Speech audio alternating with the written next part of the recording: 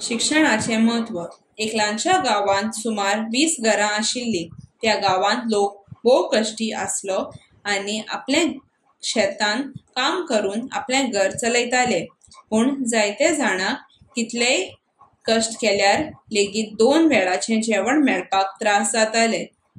शिक्षण घेवपाक तांकां बिलकुल वेळ नासलो। पण हालींच थंय शाळा सुरू जाल्ली आणि थंय जायतीं भुरगीं त्या शाळेंत वतालीं। शिक्षकाच्या शेजाऱ्याक रामू रावतालो। ताका 2 पूत आसले। व्हडलो पूत शेतांत आणि धाकटो पूत शारांत नोकरी करतालो। एक दीस धाकट्या पुतान घरांत एक चीट धाडली। व्हडलो पूत चीट पळोवन व्हडल्यान रडपाक लागलो। हें पळोवन सगळीं रडपाक लागलीं।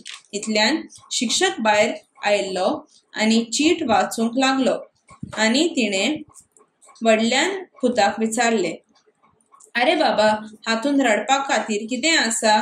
तुज्या भावान बरयलां की हांव बरो आसा आणि तुमकां हांवें पैशे धाडल्यात ते पोस्टांत वचून हाड। पूण तूं रडटा कित्याक?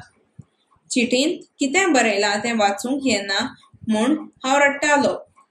हें आयकून सगळ्यांक सू जालें। शिक्षकान म्हणलें, "हे खातीर मनशाक शिक्षण गरजेचें।